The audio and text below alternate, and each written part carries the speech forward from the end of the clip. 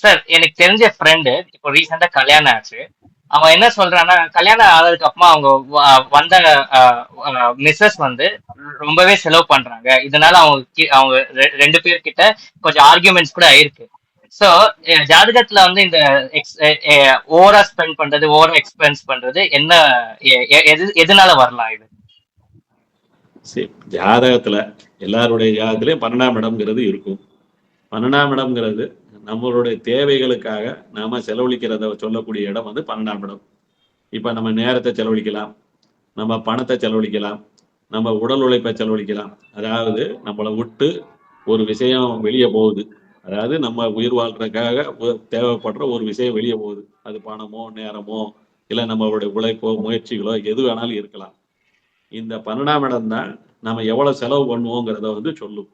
இப்போ ஒருத்தங்க வந்து செலவை கட்டுப்படுத்தவே முடியல அப்படின்னா என்ன அர்த்தம் அப்படின்னா, 12ஆம் இடத்து அதிபதி நீச்சம் அடைஞ்சிருந்தாலோ இல்ல வக்கரம் அடைஞ்சிருந்தாலோ இல்ல நீச்சம் வக்கரம் அடைஞ்ச கிரகத்தோட தொடர்பு இருந்தாலோ இல்ல 12ஆம் இடத்து அதிபதிக்கு ராகுவோட தொடர்பு ஏற்பட்டாலோ இல்ல 12ஆம் இடத்து அதிபதிக்கு 11ஆம் இடத்து அதிபதியோட தொடர்பு ஏற்பட்டாலோ பொதுவா இவங்களால வந்து செலவுகளை வந்து கட்டுப்படுத்த முடியாது.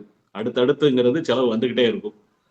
அதே மாதிரி 12ஆம் இடத்து அதிபதி அஸ்தவர்க்கத்துல வலுவிழந்துட்டா அவங்களுக்கு கையில எவ்வளவு ரூபாய் இருந்தாலும் அந்த ரூபாய் எல்லாம் செலவாகி மறுபடியும் கையில செலவுக்கு கையில ரூபாய் இல்லாத ஒரு நிலைமை வந்து உண்டாகும். அப்படின்னா என்ன அர்த்தம்னா, இதுக்கு பொதுவா வந்து ஒருத்தவங்க செலவு பண்றாங்க, ரொம்ப அதிகமா செலவு பண்றாங்கன்னா அதுக்கு பல காரணங்கள் இருக்கும்.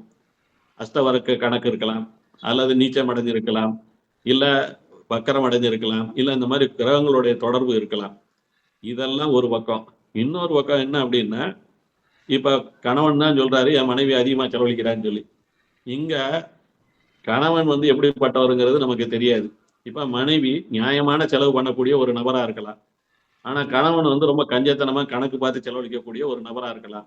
அப்ப அவருடைய கண்ணோட்டத்துல பார்க்க போகும்போது மனைவி வந்து அதிகமா செலவழிக்கக்கூடிய ஒரு நபரா இருக்கலாம்.